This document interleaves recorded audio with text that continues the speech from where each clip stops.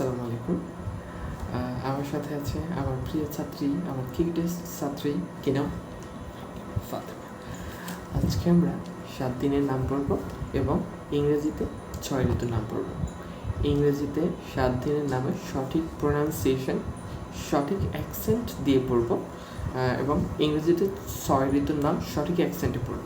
সাথেই থাকুন, এনজয় করুন এবং শিখুন। হ্যাঁ, বল। স্যাটারডে। স্যাটারডে। আর উচ্চারণটা উচ্চ থাকবে, কেমন? স্যাটারডে।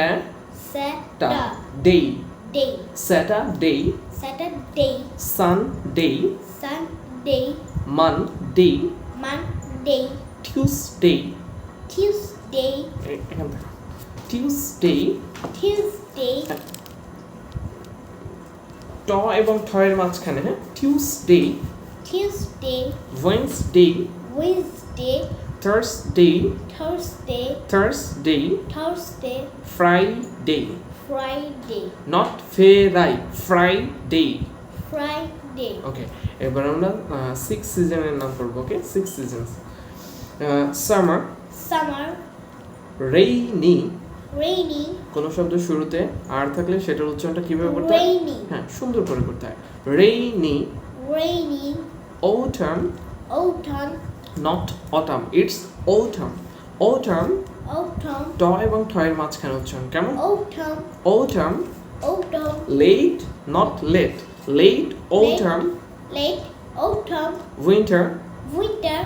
স্প্রিং। স্প্রিং। ওকে, শুরু থেকে। স্যাটারডে। স্যাটারডে। সানডে। স্যাটার আর হবে না, হ্যাঁ, আর উচ্চারণটা উচ্চ থাকলে সুন্দর লাগবে। স্যাটারডে।